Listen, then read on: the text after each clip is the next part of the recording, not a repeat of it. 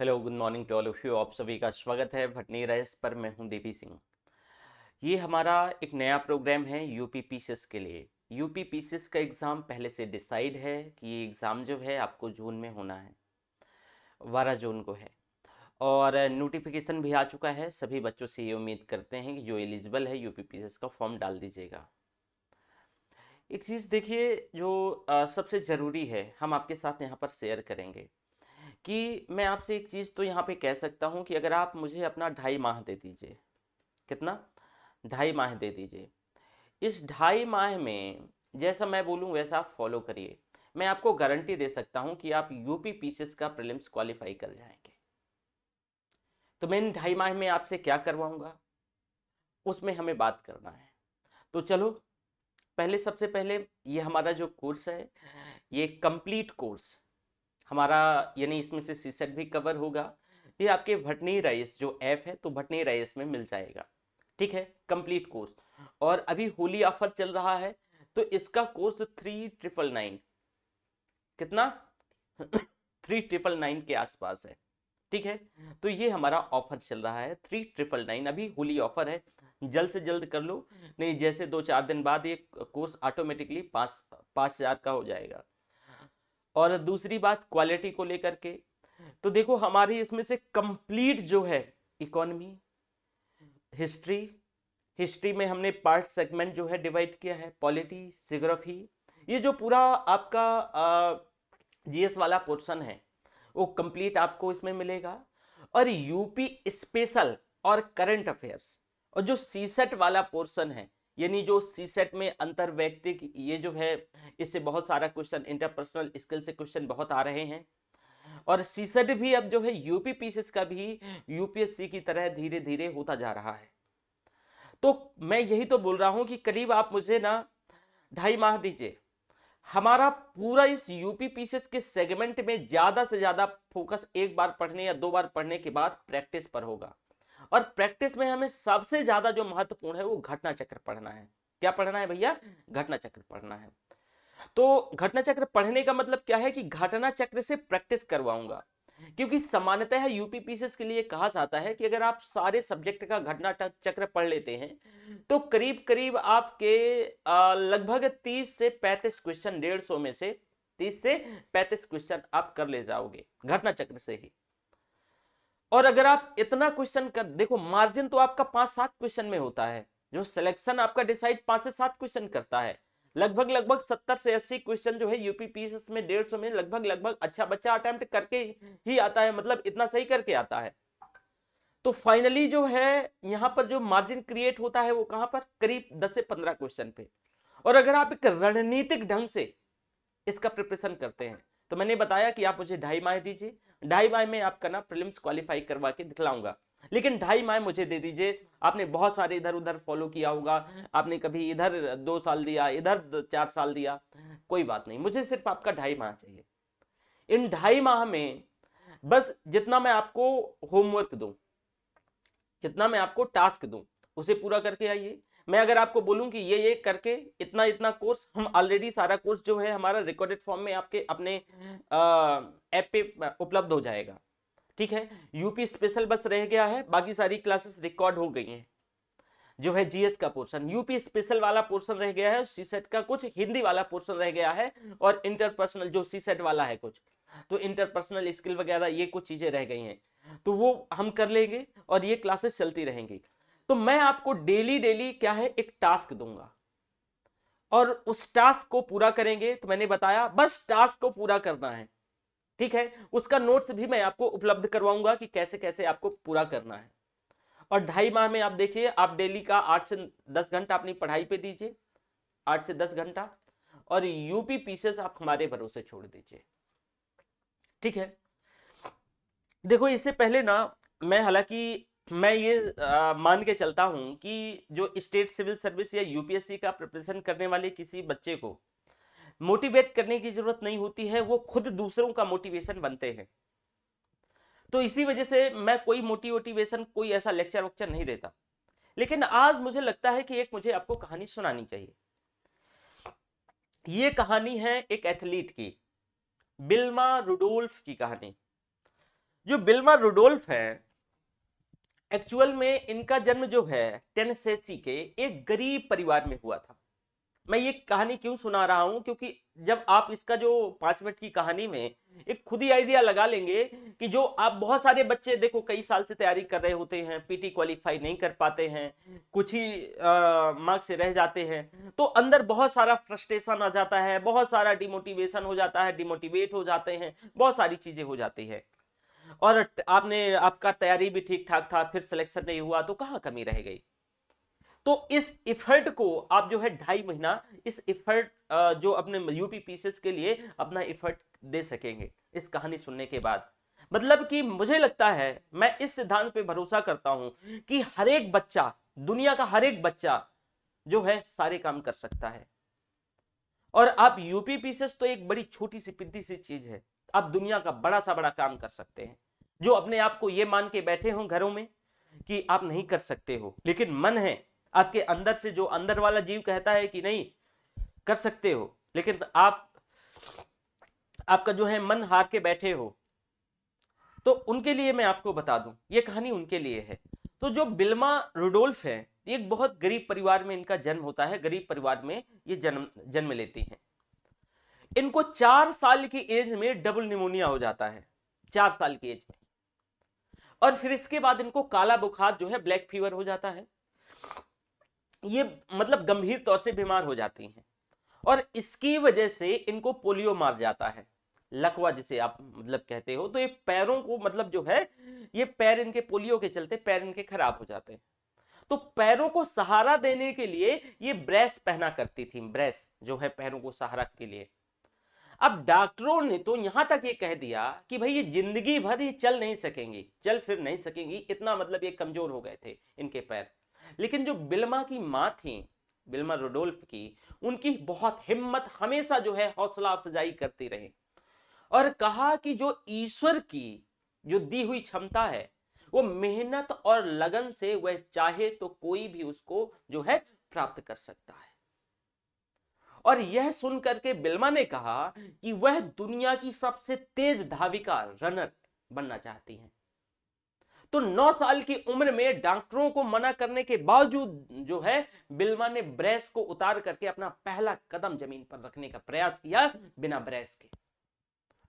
और डॉक्टरों ने कहा था कि आप जो है बिल्मा को कि आप कभी नहीं चल पाओगे।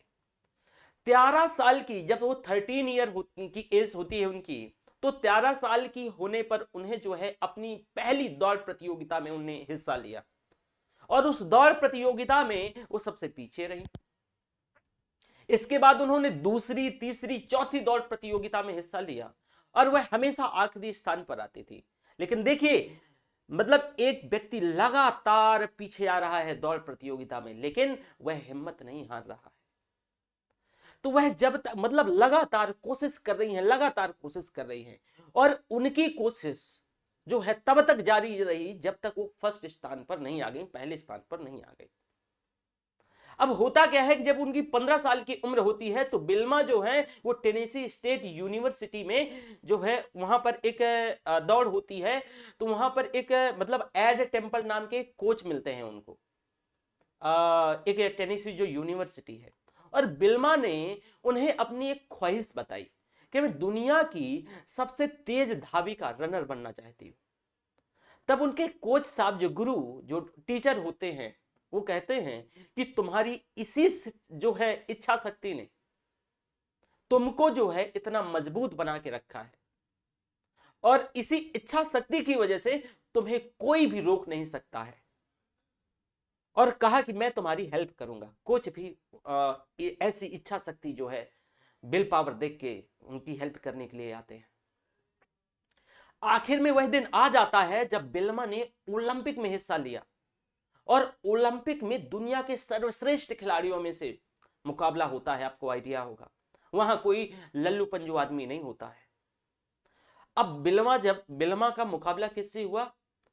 जुत्ता हैन से। अब इसमें कोई भी इन्हें हरा नहीं पाया था अब तक, जुत्ता हैन को। पहली दौड़ जो है 100 मीटर की होती है, इसमें से बिल्मा ने जुत्ता हैन को हरा करके पहला गोल्ड मेडल अचीव किया, जीता। दूसरी दौड़ 200 मीटर की होती है और बिल्मा ने दूसरा गोल्ड मेडल जीता।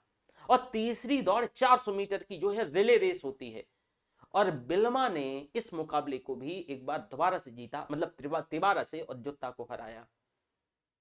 इस रिले में रेस का आखिरी जो हिस्सा है टीम का सबसे तेज एथलीट दौड़ता है और इसीलिए जो तीसरा वाला जो सेगमेंट है इसमें बिल्मा और जुत्ता दोनों को अपनी अपनी जो है टीमों के लिए दौड़ आखिरी मतलब टीमों की तरफ से दौड़ाया गया और दौड़ के आखिरी हिस्से में से जो है दौड़ना था। बिल्मा की टीम के जो 3 लोग रिले रिले रेस जानते हो ना कि एक वो डंडा होता है तो एक भागता रहता है, दूसरा पकड़ाता है, फिर तीसरा भागता रहता है, ऐसे वो रिले रेस होती है। तो जब बिल्मा के दौड़ने की बारी आई तो उसके हाथ से जो है बेटन, वो जो छड़ी टाइप होती है, वो छूट गई। लेकिन बिल्मा ने गिरी हुई बेटन को उठाया और मशीन की तरह तेजी से दौड़ी। जुत्ता को उन्होंने तीसरी बार भी हरा दिया और अपना तीसरा गोल्ड मेडल जीता। और ये बात जो है इतिहास के पन्नों में आज तक दर्ज है। एक लकवाग्रस्त महिला 1960 के ओलंपिक में दुनिया की सबसे तेज धाविका बन गई। तो अगर बिल्मा रुडोल्फ मतलब कि दुनिया के एथलीट आते हैं और ओलंपिक में गोल्ड मेडल जीत सकती हैं, तो भाई आप भी जो है यूपी पीसेस को जीत सकते हैं। बस इच्छा शक्ति होनी चाहिए। तो अपने अपने घरों से निकल आइए। घरों से निकलने का मतलब मैं आपको किसी क्षेत्र रीजन में नहीं बुला रहा। इलेक्ट्रॉनिक डिवाइस है आपके साथ, आप मेरे साथ मेहनत करिए। मैं आपको वादा करता हूं कि आप 2.5 माह मुझे सौंप दीजिए और 2.5 माह में आपको मैं दिखाऊंगा। बस वादा करिए, मैं अगर आप मेरे साथ मेहनत किए ना तो मैं आपके साथ डेली 4 घंटे तो मैं मेहनत करूंगा, करीब 3 से 4 घंटे, और जो रेस्ट है 4 घंटे आपको रिवीजन में देना है और किताब पढ़ने में देना है जो मैं बोलूंगा। और घटना चक्र हमारा एक और टारगेट है कि पिछले, ये टारगेट है मैं बता रहा हूं कि पिछले 20 सालों के क्वेश्चन लास्ट ईयर के और उसके साथ साथ पूरा घटना चक्र सॉल्व करने का प्रयास करेंगे। हम घटना चक्र में 150 क्वेश्चन ऐसे लगाया करेंगे सेगमेंट वाइज और बहुत फास्ट, एक आपको क्वेश्चन में महज 20 सेकंड का टाइम दिया करूंगा और बहुत फास्ट गति से हम मूव करेंगे। तो आज की जो क्लासेस होंगी वो मैंने आपको बताया जीएस वाला पोर्शन रिकॉर्डेड सेशन रिकॉर्ड कर रहे हैं हम, तो रिकॉर्डेड पढ़ रहा है। बस यूपी स्पेशल वाली चीजें हैं तो आज से हम शुरुआत कर रहे हैं 21 मार्च से। तो आपने जो है ये कहानी देखी। अब चलो हम यूपी स्पेशल में मूव कर जाते हैं। ठीक है, देखो भैया भटनी राइस का हमारा ये ऐप है, इसमें आपको कंप्लीट वीडियो पीडीएफ टेस्ट मिलेंगे। इसको आपको गूगल प्ले स्टोर से डाउनलोड कर लेना है और मैंने बताया कि जल्द से जल्द आप ज्वाइन करिए। हमने एक सुपर 200 बनाने का प्रयास कर रहे हैं, सुपर 200, और इस सुपर 200 में जल्दी से वैकेंसीज जो है फुल होने वाली हैं। तो मैं आशा करूंगा, और इसका जो फी बहुत कम है 3999, मान लो 3999 रुपए है इसका फी, और वैकेंसीज बहुत जल्दी फुल होने वाली हैं। तो जल्द से जल्द अपना एडमिशन ले लें और एडमिशन के बाद क्या करते हैं कि आप यूपीपीसी का प्रिपरेशन जो कि शुरुआत कर सकते हैं। ठीक है, तो चलो हम आगे बढ़ते हैं। अब जो है हमें ना सबसे पहले कि इसका सामान्य परिचय जो है यूपीपीसीएस के अंतर्गत हमें सामान्य परिचय देखना है। क्या है इसका सामान्य परिचय? तो सबसे पहले देखो हमारा पढ़ने का तरीका, मैं थोड़ा सा आपको एक ये बता दूं कि क्या क्या पढ़ेंगे इसके अंतर्गत। देखो पहले तो हम उत्तर प्रदेश का, आज तो मैं पहले एक इंट्रोडक्शन आपके साथ डिस्कस करूंगा, फिर उत्तर प्रदेश का राजनीतिक इतिहास, उत्तर प्रदेश की सांस्कृतिक विरासत, उत्तर प्रदेश की भौगोलिक पक्ष और संस्थान, उत्तर प्रदेश का पर्यटक स्थल, उत्तर प्रदेश के आर्थिक आंकड़े, यानी जो जैसे जनगणना सॉरी ये आर्थिक जो इकोनॉमिक आंकड़े तो मैं समझाऊंगा, मतलब जैसे कि हमारा यूपी का बजट हो गया और कंपेयर करते हुए हमारा जो ऑलरेडी बजट तो हमने और इकोनॉमिक सर्वे जो सेंट्रल वाला कर ही लिया है। उत्तर प्रदेश की जनगणना, और मैं आपको बता दूं कि उत्तर प्रदेश की जनगणना से अच्छा 2-4 साल का ट्रेंड थोड़ा सा वो ट्रेंड ना दूसरी तरफ जा रहा है। मुझे याद है कि एक टाइम 5 से 7 क्वेश्चन जनगणना से आते थे, लेकिन अभी भी ऐसा नहीं है, जनगणना से अभी भी आपको 3 क्वेश्चन के आसपास मिल जाते हैं। और उत्तर प्रदेश और भारत सरकार की जो प्रमुख स्कीम है, योजनाएं हैं, और उत्तर प्रदेश का जो मानचित्र। तो ये सारी चीजें हम आपके साथ जो यूपी स्पेशल में, यूपी विशेष में डिस्कस करेंगे। इसे आप स्क्रीनशॉट लेके रखें। तो सबसे पहले हम जो है ना कि इसका एक सामान्य परिचय, क्योंकि पहले तो आपको यूपी से परिचय करवाना होगा। अगर आपको यूपी से आपका परिचय ही नहीं होगा तो फिर कैसे काम चलेगा। तो चलो हम यूपी से परिचय करवाते हैं। देखो पहले एक चीज ध्यान से, मैं आपको ये डिस्ट्रिक्ट याद करने की, रटने की जरूरत नहीं पड़ेगी। ये खुद ही एक निश्चित टाइम पीरियड बाद अपने आप आपको ये आ जाएंगे, उसको लेकर के परेशान नहीं होना है। ये आप जो देख पा रहे हो ये भैया आपका यूपी का नक्शा है, ये आपका यूपी का मैप है। अब यूपी के मैप में सबसे पहले हम विस्तार की बात करेंगे जो कि ध्यान रखना प्लीज, और बहुत डिटेल में समझाऊंगा, कभी नहीं भूलोगे इसको लेकर के। जो है विस्तार, जो भी चीजें हम पढ़ेंगे नहीं आप भूलोगे, उसकी गारंटी मेरी है। देखो जरा, ये तो आप जानते हैं कि हम ऐसे, ये ईस्ट होता है इधर, अगर हम जब स्क्रीन पे लिखते हैं तो हमारा जो राइट हैंड है वो ईस्ट होता है, और लेफ्ट हैंड जो है हमारा वो वेस्ट होता है, और जो हमारा जिधर सिर होता है ये नॉर्थ होता है, और ये आपका क्या होता है, साउथ होता है। इतना तो सामान्य जानकारी आपको पता ही होगी। तो सबसे पहले अगर हम यूपी का मैप देखा तो इसका विस्तार हमें जानना जरूरी है कि इसका भाई विस्तार कैसे, विस्तार क्या है। तो देखो कि अगर हम ऐसे कहें कि ये आपका ईस्टर्न पोर्शन, क्या है भैया, ये आपका ईस्टर्न पोर्शन हो गया, ये आपका ये सदर्न पोर्शन सोनभद्र देखो है ना, और आपका ये मतलब मोस्ट सदर्न, ये मोस्ट ईस्टर्न, मोस्ट सदर्न, और ये मोस्ट क्या है, नॉर्दर्न पोर्शन सहारनपुर, और इसके बाद आपका ये जो है मतलब जो है मोस्ट वेस्टर्न पोर्शन। अब इसमें से शामली यहां पर जो है वेस्टर्न पोर्शन में जो है शामली आता है, मैं भी इस पे मैं आपको दिखाऊंगा। तो ये आपका मतलब ये मोस्ट वेस्टर्न पोर्शन है।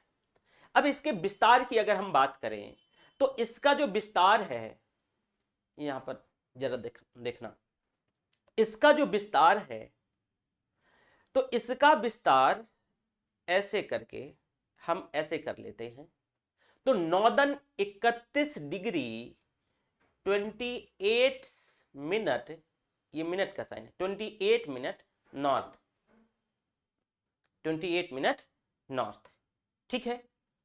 अब इसका जो सदर्न पोर्शन, मतलब ये ध्यान से सुनना, ये इसका जो है ये विस्तार है।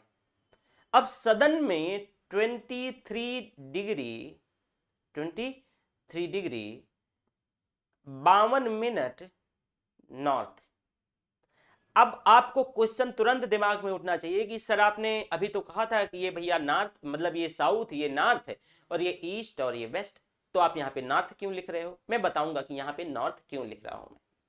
फिर इसके बाद आपको 84 डिग्री 84 डिग्री 38 मिनट जो है आपका ईस्ट, और इधर आपका 77 डिग्री 3 मिनट ईस्ट, मतलब ये आपका विस्तार है। क्या है भैया, ये आपका विस्तार है। तो आपका ये विस्तार है, तो सबसे पहले आपके दिमाग में क्वेश्चन ही आ गया होगा कि सर आप ये तो कह रहे थे कि ये तो ये नॉर्थ है, ये साउथ है, ये ईस्ट है, ये वेस्ट है, लेकिन आपने इधर ईस्ट ईस्ट लिखा, इधर नॉर्थ नॉर्थ लिखा है, ऐसा क्या मसला है। तो देखो ये यूपी का नॉर्थ है, ध्यान से सुनना, ये यूपी का नॉर्थ है, ये यूपी का साउथ है, और ये यूपी का ईस्ट है, और ये यूपी का वेस्ट है। लेकिन हम इसका जो है जियोग्राफिकल, भौगोलिक विस्तार की बात कर रहे हैं, और भौगोलिक विस्तार में ये तभी आपको समझ आएगा जब मैं आपको वर्ल्ड मैप पे लेके चलूंगा। कहां, वर्ल्ड मैप में। और बच्चा लोग आप देखिए, मैंने आपको ज्योग्राफी जब पढ़ाई थी, देखो कोई बात नहीं है, मैं अगर ऐसा बोलूं ज्योग्राफी पढ़ाई थी तो मतलब रिकॉर्डेड सेशन जो है अभी यूपी पीसीएस में तो कवात्रा मैम के पढ़े, सॉरी यूपी पीसीएस में नहीं, भूगोल के कवात्रा मैम के बहुत बेहतरीन टीचर हैं, बहुत फाइन टीचर हैं ज्योग्राफी की, तो रिकॉर्डेड पूरा सेशन पढ़ा हुआ है। उनने आपको जब है भारतीय भूगोल के अंतर्गत भारत का जो भूगोल है इसका जो है भारत की अस्थिति के बारे में आपके साथ डिस्कस किया होगा। लेकिन चलो मैं भी एक बार यहाँ पे आपके साथ ये डिस्कस कर लेता हूँ, क्योंकि मुझे जो है उत्तर प्रदेश का विस्तार समझाना है, और जब तक मैं ये डिस्कस नहीं करूंगा आप यूपी का विस्तार नहीं समझ पाओगे। अब देखो भाई, ये आपका क्या है, ग्लोब है, मतलब ये ग्लोब है, ये पृथ्वी का एक क्या है, प्रोटोटाइप है। तो ये इक्वेटर है, ये आपकी भूमध्य रेखा 0 डिग्री है।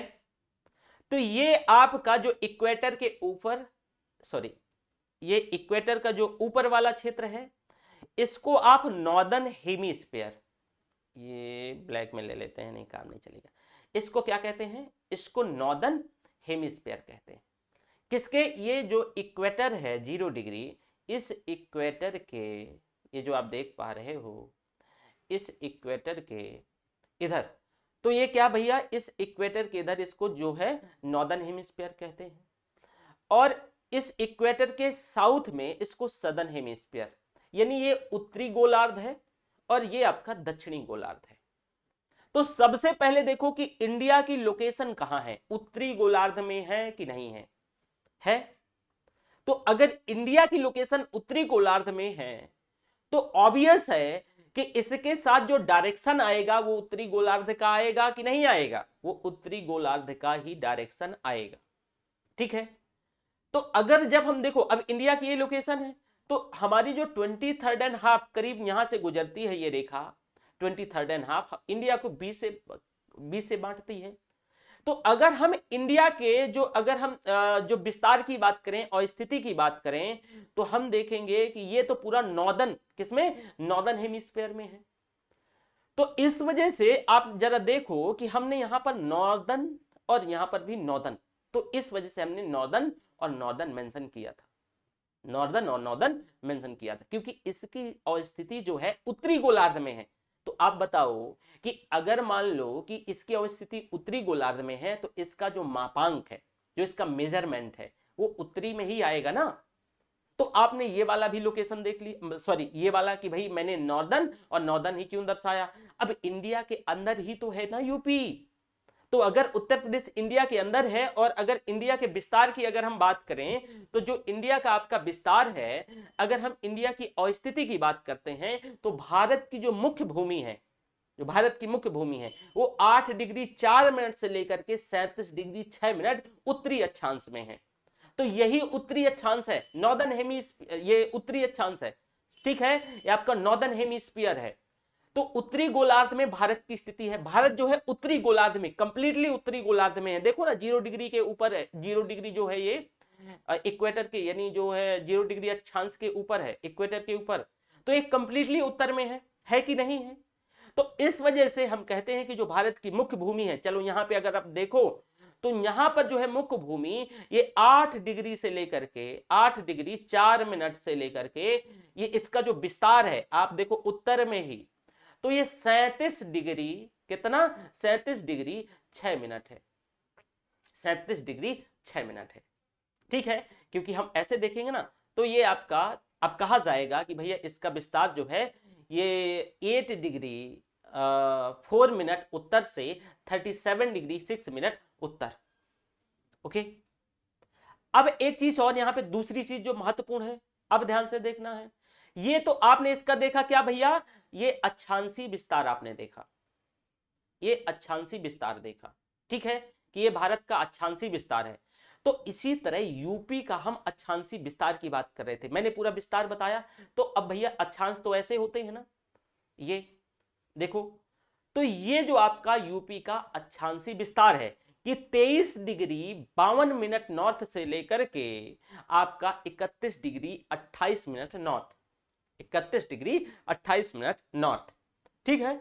अब यहां से समझ आ गया होगा कि ये कैसे है, क्योंकि ये इसका अक्षांशी विस्तार है। अब इसी तरह इसका जो है भारत का देशांतरी विस्तार भी है, क्या है भैया, देशांतरी विस्तार। तो एक बार पहले फिर यहां पे समझो, देखो आप देखो कि ये 0 डिग्री जो है, आपको मैंने देशांतर भी, मतलब कबात्रा मैम ने आपको यहां पर देशांतर भी बताया होगा। तो देशांतर और अक्षांश ऑलरेडी पढ़ाया है उन्होंने, तो यहां पर ये 0 डिग्री, देखो ये जो आपको ये खड़ी लाइन है ना, ये जो है देशांतर रेखाएं होती हैं। क्या है? ये देशांतर रेखा है। तो ये 0 डिग्री, और ये फिर ईस्ट ऐसे 30 east, 60 east, 90 east, 120 east, 150 east और 180 ईस्ट, और ये ऐसे आपको ये 3D तो है नहीं है, मतलब ग्लोब को जरा ऐसे समझो तो ये जोड़, तो ये वाला पोर्शन आके यहां जुड़ जाएगा, और ये आपका वेस्टर्न वाला रीजन है। अब ऐसे समझो ना कि जैसे हमने पृथ्वी को नॉर्थ और साउथ में बांटा था, इसी तरह पृथ्वी को मान लो आपने ईस्ट और वेस्ट में बांट लो, ईस्ट और यानी पूरब और पश्चिम में बांट लो। तो चलो अब एक बात जो है, हम अब ये कौन सी लाइन ये कहलाती है अगर हम पृथ्वी को ईस्ट और वेस्ट में बांटते हैं? ये इसकी देशांतरी जो है देशांतर रेखा कहलाती है। तो भारत का जो देशांतरी विस्तार है, तो जरा देखो भारत कहां है, इसके ये प्राइम मेरिडियन है, यानी जो है इसके इधर है, ईस्ट पर है। तो देखो ये आपका प्यारा भारत है। अब प्यारा भारत है तो इसका जो देशांतरी विस्तार, तो यहां देशांतरी विस्तार देखो, तो ये भारत का जो है देशांतरी विस्तार है। तो भारत का जो देशांतरी विस्तार है वो 68 डिग्री 7 मिनट पूर्व ईस्ट से लगा करके इधर से जाएगा ना, क्योंकि 0 डिग्री तो इधर से इधर को बढ़ रहा है, तो ये 68 डिग्री 7 मिनट जो है ईस्ट से लेकर के भारत का जो विस्तार है 97 डिग्री 25 मिनट ईस्ट, ये भारत का भैया देशांतरी विस्तार है। और मैं आपको यही समझाना चाह रहा था। अब आपने कई बार देखा होगा, ये समझ नहीं आता होगा कि जैसे यहां पे लिख दिया जाए, ऐसे ही लिखा जाएगा कि जो उत्तर प्रदेश का जो है अक्षांशीय विस्तार 23 डिग्री 52 मिनट से लेकर के 31 डिग्री 28 मिनट उत्तर है। तो आपको अब लगेगा कि यहां पर उत्तर है, और कई बात दिमाग में सोचेंगे कि अच्छा लगता है किताब में गलत लिख गया है क्या, या सर ने गलत बता दिया। नहीं सर, भारत की अवस्थिति को मैंने इसी वजह से समझाया कि आप उत्तर प्रदेश की अवस्थिति को समझ सकोगे, क्योंकि भारत के ही अंदर जो है यूपी, जो भारत के अंदर ही यूपी है, तो ऑब्वियस है कि जो स्थिति भारत की अवस्थिति है, तो वही आपका जो मापांक है, जो मतलब मानक है, वही इसके साथ ऐड होगा।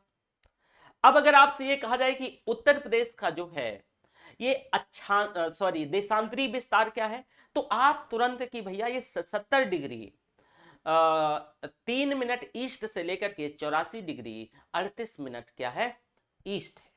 और सिंपल सा है, ये आप जान गए। तो ये भैया उत्तर प्रदेश का ध्यान रखना, ये भौगोलिक विस्तार है। क्या है? यह भौगोलिक विस्तार है। अब हम एक बात दोबारा से अपने इसको ही समझने का प्रयास करेंगे।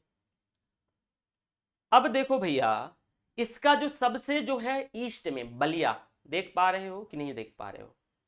जो बलिया है ये देख पा रहे हो?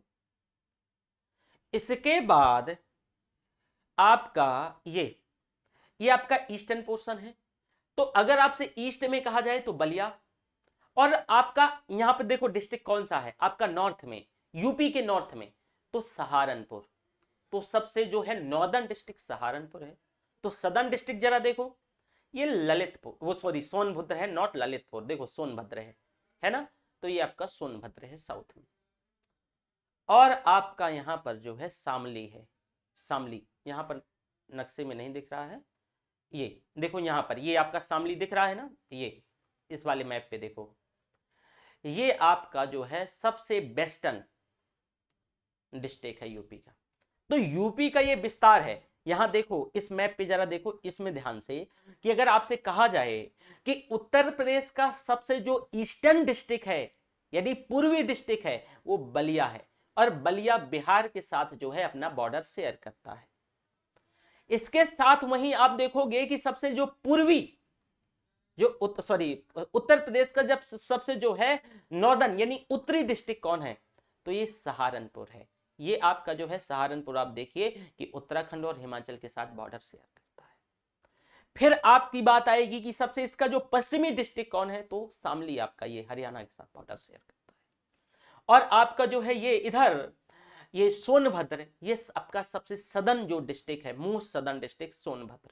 और सोनभद्र के बाद आप देखो कि ये आपका झारखंड, छत्तीसगढ़, मध्य प्रदेश और ये बिहार, ये 4 राज्यों के साथ इसका बॉर्डर शेयर होता है सोनभद्र का। अभी मैं बॉर्डर शेयर वाला ये सब सिस्टम बताऊंगा। तो ये आपने देख लिया। मैं उम्मीद करता हूं कि ये आप विस्तार लगभग लगभग आप समझ गए होंगे, जान गए होंगे।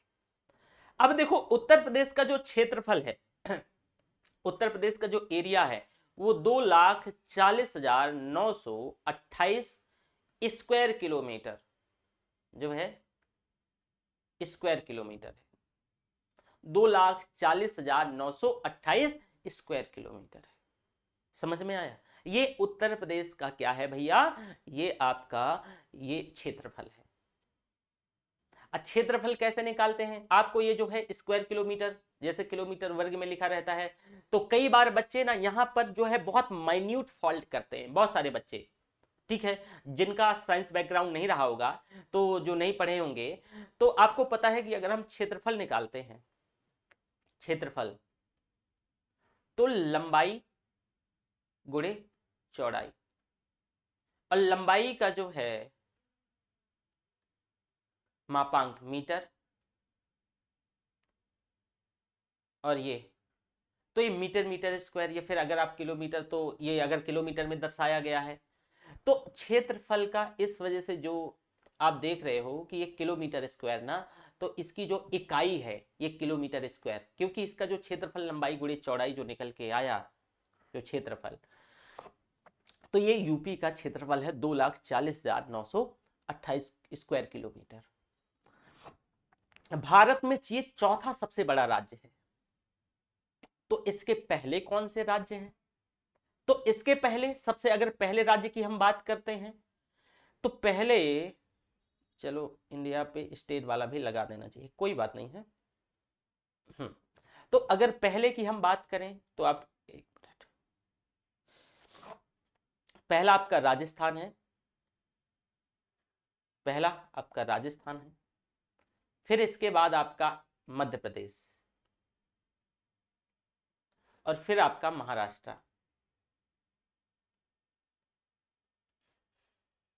और इसके बाद फिर आपका यूपी है। सबसे ज्यादा राजस्थान का क्षेत्रफल, फिर मध्य प्रदेश का, महाराष्ट्र, और फिर आपका उत्तर प्रदेश का। अब इसकी जो सीमाएं है ना उत्तर प्रदेश की, वह 8 राज्यों और एक केंद्र शासित प्रदेश दिल्ली, और एक जो इंटरनेशनल सीमा इसके साथ लगती है नेपाल की। मैं अभी आपको ये मैप में नक्शे में दिखाता हूं, मतलब कि इसकी सीमाओं की बात करें, आपको रटने की जरूरत नहीं है, आप खुद ही समझ जाओगे। यहां पर मैं अभी दिखाता हूं आपको सीमाएं। 8 स्टेट, 8 राज्य, ठीक है, 8 राज्यों से, 8 राज्यों के साथ साथ इसमें से एक यूनियन टेरिटरी जो है केंद्र शासित प्रदेश, एक केंद्र शासित प्रदेश, और दूसरा आपका जो है नेपाल, दूसरा नेपाल। ये इंटरनेशनल बाउंड्री हमारी इसके साथ शेयर होती है। तो 8 स्टेट यूपी के साथ बाउंड्री शेयर करते हैं, एक यूनियन टेरिटरी, 8 को अच्छे से लिख दूं, कोई बच्चा गड़बड़ ना करते, है ना। 8, और एक यूनियन टेरिटरी, और एक इंटरनेशनल बॉर्डर। तो जरा कौन कौन है, पहले तो यहां पर आप एक बार चलते हैं, पहले राज्य देखते हैं जो है। चलो यहां पर देखो, इसको मिटा लेते हैं।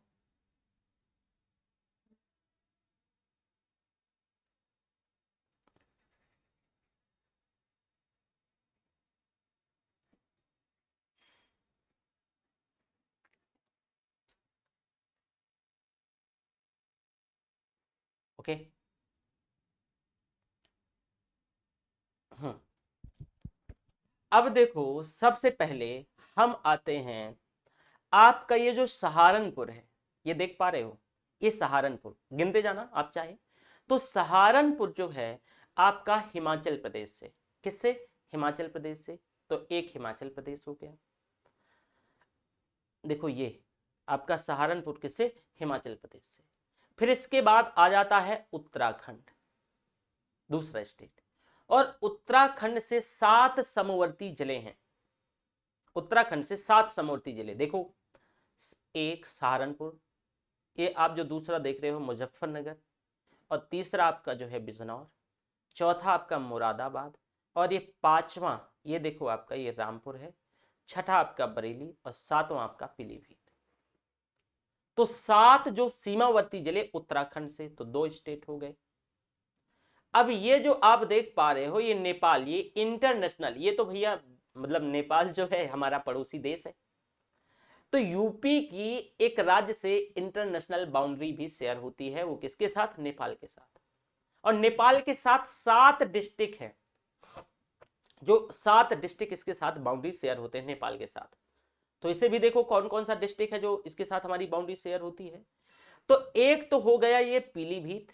अच्छा एक, अच्छा इसमें नहीं लिखा है, चलो ये इसी पे देख लेते हैं। ये थोड़ा सा ना लाइट मैप था, तो मैंने सोचा कि अगर डार्क मैप होगा तो और मजा आएगा। तो पहला तो आपका पीलीभीत हो गया, चलो। दूसरा आपका लखीमपुर खीरी, यहां भी कांड हो गया था।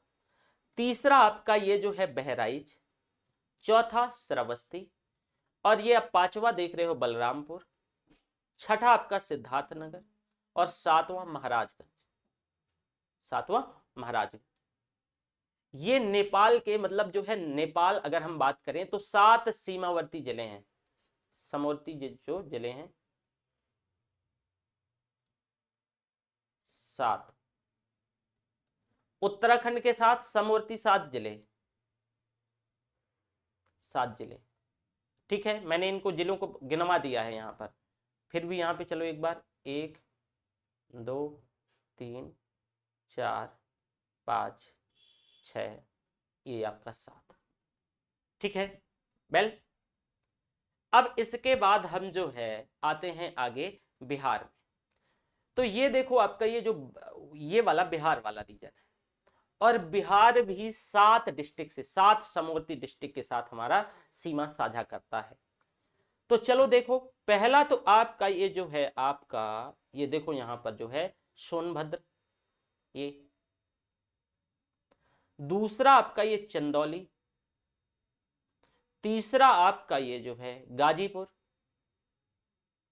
चौथा बलिया। पांचवा देवरिया। छठा आपका ये आप देखिए कुशीनगर, ये छठा आपका ये क्या है भैया, ये कुशीनगर है। और ये जो आपका ये सातवां, ये देखो यहाँ पे बाउंड्री शेयर होती है इसकी, सातवां की। तो ये जो आपका सातवां है ये महाराजगंज। तो बिहार के साथ भी 7 डिस्ट्रिक्ट की बाउंड्री शेयर होती है यूपी की। तो हमारे 3 स्टेट हो गए इधर, हिमाचल हो गया, उत्तराखंड हो गया, और इधर बिहार हो गया। मैंने 8 स्टेट बताए हैं, तो सभी को देख लेते हैं बारी बारी से, टेंशन क्यों ले रहे हो। अब अगला स्टेट आता है सोनभद्र, सॉरी सोनभद्र कह रहा हूं, झारखंड। और सोनभद्र की बाउंड्री जो है झारखंड के साथ, तो एक जो है इसमें से एक ही डिस्ट्रिक्ट है शेयर करता है झारखंड के साथ। ठीक है, तो सोनभद्र। ओके, इसके बाद आता है छत्तीसगढ़। क्या आता है भैया? छत्तीसगढ़। और छत्तीसगढ़ के साथ भी हमारी जो है एक ही जो है स्टेट है, सॉरी कह रहा हूं डिस्ट्रिक्ट है, जो कि सोनभद्र, हमारी बाउंड्री शेयर होता है। तो कितने स्टेट हो गए? 1 2 3 4 5 स्टेट हो गए। अब आते हैं हम मध्य प्रदेश में, और मध्य प्रदेश जो है 11 जिलों के साथ जो है उत्तर प्रदेश से बाउंड्री शेयर करता है, 11 जिलों के साथ मध्य प्रदेश। तो इन 11 जिलों में देखो मध्य प्रदेश के साथ कौन कौन बाउंड्री शेयर करता है, यहां पर आप देखिए। यहां से देखो, नंबर 1 सोनभद्र, चलो इसको रेड कलर से लिख लेते हैं। नंबर 1 आपका सोनभद्र, दूसरा मिर्जापुर, तीसरा आपका प्रयागराज, आपका चौथा ये चित्रकूट। ठीक है, और ये चौथा हो गया आपका। पांचवा आपका बांदा, मैं यहीं से आता हूँ, और यहाँ मेरी बाउंड्री जो है, मेरी मम्मी एमपी से आती है, मेरे पापा यूपी से आते हैं। ठीक है, बाउंड्री शेयर होती है। आपका छठा महोबा हो गया, और महोबा जो है छतरपुर डिस्ट्रिक्ट के साथ बाउंड्री शेयर करता है एमपी में, यहाँ पर छतरपुर डिस्ट्रिक्ट है, और बांदा में ये पन्ना डिस्ट्रिक्ट के साथ। ठीक है, ये आपका 7वां झांसी हो गया, 8वां ललितपुर हो गया, 9वां आपका जलौन हो गया, 10वां आपका जो है ये इटा, 10वां, ठीक है इटावा, और आपका ये जो 11वां है ये देखो ये आगरा। तो 11 क्या हो गए भैया? 11 जिले एमपी के साथ जो बाउंड्री शेयर करते हैं। ओके, तो कितने स्टेट हो गए? ये 1 2 3 4 5 6 स्टेट हो गए, मतलब 2 बचे, है ना। तो चलो राजस्थान बच गया और आपका हरियाणा बच गया। राजस्थान जो ये मथुरा और आगरा, मतलब जो है मथुरा और आगरा के साथ हमारी राजस्थान की जो है बाउंड्री शेयर होती है, ये 2 डिस्ट्रिक्ट है। इसी तरह जो हरियाणा है, तो हरियाणा के साथ जो है 6 डिस्ट्रिक्ट बाउंड्री शेयर करते हैं। हरियाणा देखो आप, 6 डिस्ट्रिक्ट में कौन कौन सा आपका ये आ जाएगा, पहले हरियाणा वाला देख लो आप। ये आपका बागपत आ गया, शामली आ गया, सहारनपुर आ गया, आपकी ये जो है ये 3 हो गए। इधर आपका ये गाजियाबाद, जो ये इसी वाले रीजन पे आता है। और एक मिनट ना, इसको थोड़ा सा हम, और यहाँ पर बागपत है, अच्छा बागपत हो गया है। और यहाँ पर जो है आपका ये जीबीटी नगर, गौतम बुद्ध जो है, तो ये आपका जो है मतलब ये जो हरियाणा के साथ बाउंड्री शेयर करता है। एक मैंने आपको यूनियन टेरिटरी बताई थी, तो यूनियन टेरिटरी जो दिल्ली है, ये आप देखो ये दिल्ली, और दिल्ली के साथ भी हमारे 2 डिस्ट्रिक्ट जो है, आप एक गौतम बुद्ध नगर हो गया, एक गाजियाबाद, ठीक है। तो ये आपका गाजियाबाद और आपका ये जीबीटी नगर, गौतम बुद्ध नगर, ठीक है, ये दिल्ली के साथ बाउंड्री शेयर होती है इसकी। ओके, तो आपको हमने 8 जो है स्टेट, एक इंटरनेशनल बाउंड्री जो है नेपाल के साथ, और एक यूनियन टेरिटरी के साथ। तो यूपी का जो जिसके जिसके साथ बॉर्डर शेयर होता है, यूपी का जिसके जिसके साथ बॉर्डर शेयर होता है, ठीक है, तो वो है। अब इसमें से देखो ये है, मतलब अगर हम बात करें तो इसमें से बागपत, मेरठ, गौतम बुद्ध नगर हरियाणा के साथ, हापुड़, बुलंदशहर, और जो है इसमें से हापुड़ और बुलंदशहर, है ना। हाँ, तो हो तो गए, 6 डिस्ट्रिक्ट थे ना। तो ये 6 डिस्ट्रिक्ट हरियाणा के साथ जो है बाउंड्री शेयर करते हैं। अब इसके बाद आता है कि कुछ और इसके बारे में थोड़ा बहुत जान लेते हैं। देखो उत्तर प्रदेश की जो सबसे लंबी सीमा है, ये भी क्वेश्चन, ये आप जान गए ना कि डिस्ट्रिक्ट कौन कौन सा, हमारे कौन कौन से डिस्ट्रिक्ट किस किस राज्य के साथ बाउंड्री शेयर करते हैं। आपसे ये भी स्टेट सिविल सर्विस में पूछ लेता है, और इस बार ही पिछला भी जो 2021 में हुआ, तो पूछा सोनभद्र से, सोनभद्र के बारे में कि एमपी के साथ बॉर्डर शेयर करता है, एक स्टेटमेंट था तो सोनभद्र। तो सबसे इंपॉर्टेंट तो यही यहां से क्वेश्चन बनता है, लेकिन मैंने आपको पूरा यहां पे पढ़ाया। बस सिंपल सा ध्यान रखना कि आप मैप में एक बार नजर डालना, और नजर डालते हुए आप 2-4 बार जो है मैप के माध्यम से प्रैक्टिस कर लोगे, ठीक है। और एक बार जब मैप के माध्यम से हर जगह प्रैक्टिस कर लोगे, अभी मैं आपको क्षेत्र वाइज भी बता दूंगा कि कौन कौन सा एरिया है, तो आपको सारी चीजें आ जाएंगी। सॉरी, तो उत्तर प्रदेश की जो सबसे लंबी सीमा है वो मध्य प्रदेश के साथ लगती है, 11 डिस्ट्रिक्ट शेयर होते हैं। और न्यूनतम सीमा से जो स्पर्श करने वाला राज्य है वो हिमाचल है, क्योंकि एक ही डिस्ट्रिक्ट के साथ, और ये एकदम थोड़ा सा जो है आपका सहारनपुर के साथ, देखो ये क्या है, सहारनपुर के साथ बाउंड्री शेयर करता है। तो आपसे पूछा जाए कि सबसे लंबी हमारी जो सीमा हम किसके साथ है, तो एमपी के साथ है, और सबसे कम ये हिमाचल प्रदेश के साथ है। सोनभद्र एकमात्र ऐसा जिला है जिसकी सीमाएं 4 राज्यों से लगती हैं। एक इधर आपका बिहार हो गया, झारखंड हो गया, छत्तीसगढ़ हो गया, और मध्य प्रदेश हो गया, ठीक है। और मध्य प्रदेश से सर्वाधिक 11 जिलों की सीमाएं लगती है। वहीं प्रदेश के सर्वाधिक जिलों को स्पर्श करने वाला जो है जिला बदायूं है, मतलब जो बदायूं है ये 9 डिस्ट्रिक्ट के साथ बाउंड्री शेयर करता है। ये आप देख पा रहे होगे, ये बदायूं है, बदायूं, और ये मतलब 9 डिस्ट्रिक्ट।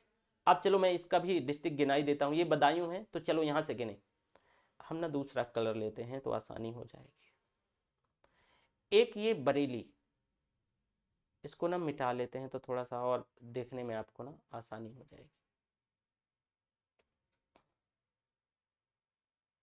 तो ये आपका बरेली, दूसरा रामपुर, तीसरा आपका ये संभल, चौथा आपका ये देखो अलीगढ़, पांचवा कासगंज, और आपका ये जो छठा है ये फर्रुखाबाद, और सातवां सातवां ये शाहजहांपुर। और ये 9 जिले हैं। तो इसमें से देखो कि एक कौन ऐसा जो डिस्ट्रिक्ट है जो इसके साथ बाउंड्री शेयर करता है लेकिन छूट रहा है। हम्म, इसमें से इसको ना थोड़ा सा जूम करते हैं हम। अब ठीक है।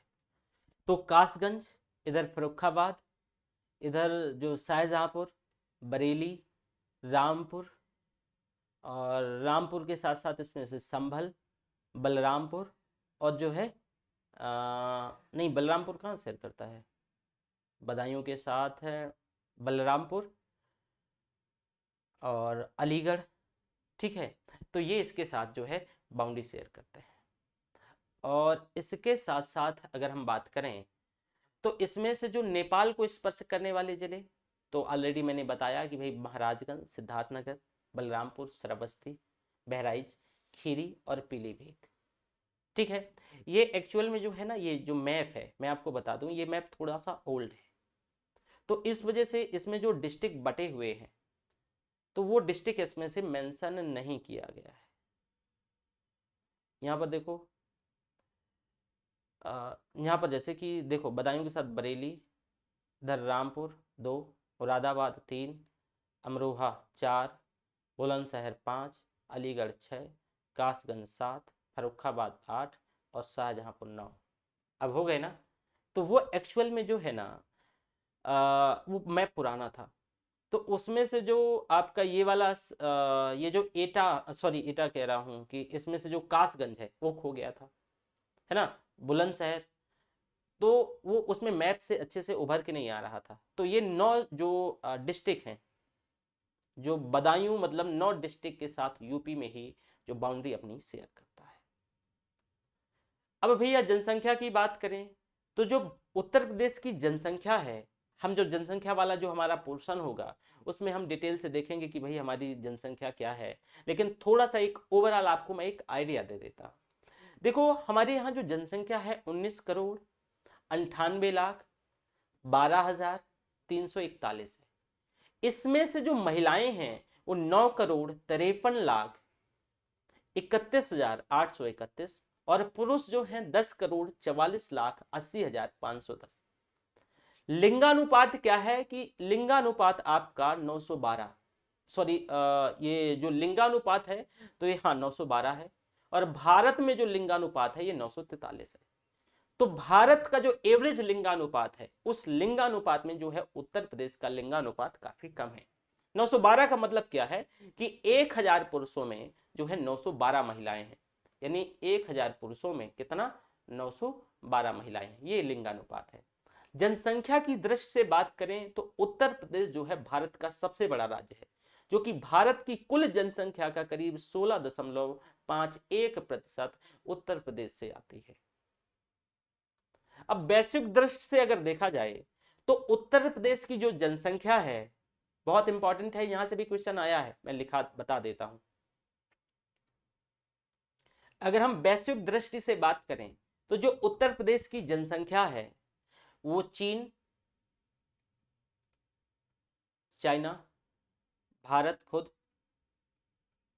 यूएसए यूएसए, इंडोनेशिया इंडोनेशिया, और ब्राजील ब्राजील के बाद सबसे ज्यादा है। मतलब हमारी जनसंख्या अगर हम कुछ एक देश को छोड़ दें, मात्र यूपी की जनसंख्या, तो चाइना, अब भारत हमारी भी मतलब हम देश के तौर पे इसे काउंट करेंगे तो 1 2 3 4 और 5, तो 5 देशों के बाद मतलब हमारी जो जनसंख्या सबसे अधिक है। अब सोचो, तो उत्तर प्रदेश की इतनी वैश्विक दृष्टि से उत्तर प्रदेश का जो जनघनत्व है वो 829, और भारत का जो जनघनत्व है वो 324 है। तो आप जनघनत्व भी देख सकते हैं, जनसंख्या का क्या असर है। ठीक है, अब प्रदेश के गठन को लेकर के थोड़ी सी चीजें बात कर लेते हैं कि भाई गठन का क्या मसला है, क्या मामला है। देखो भैया, उत्तर प्रदेश का जो गठन है, तो उत्तर प्रदेश का वर्तमान जो भौगोलिक स्वरूप आपको 9 नवंबर 2002 को अस्तित्व में आया, जब प्रदेश के 13 जो पर्वतीय जिले हैं, आप यहां पर देखो एक बार फिर मैप पे हम वापस चलते हैं, तो ये वाला जो रीजन है, इसके जो 13 पर्वतीय जिले थे, ये जो उत्तराखंड में, एक मिनट हम ब्लैक ऐसे ले लेते हैं, तो ये यहाँ पर 13 पर्वतीय जिले जो हैं, 13 पर्वतीय जिलों को अलग करके उत्तराखंड राज्य का निर्माण किया गया। और सर्वाधिक क्षेत्रफल वाले जिलों का जो क्रम है, ये भी पूछा जाता है, सब सर्वाधिक क्षेत्रफल वाले जो जिले हैं, तो सबसे ज्यादा जो लखीमपुर, आप तो जानते हैं लखीमपुर, ठीक है, लखीमपुर खीरी और सोनभद्र, फिर हरदोई और सीतापुर। चलो इसको मिटा के और यहां पर मैप में ही दिखाता हूं मैं।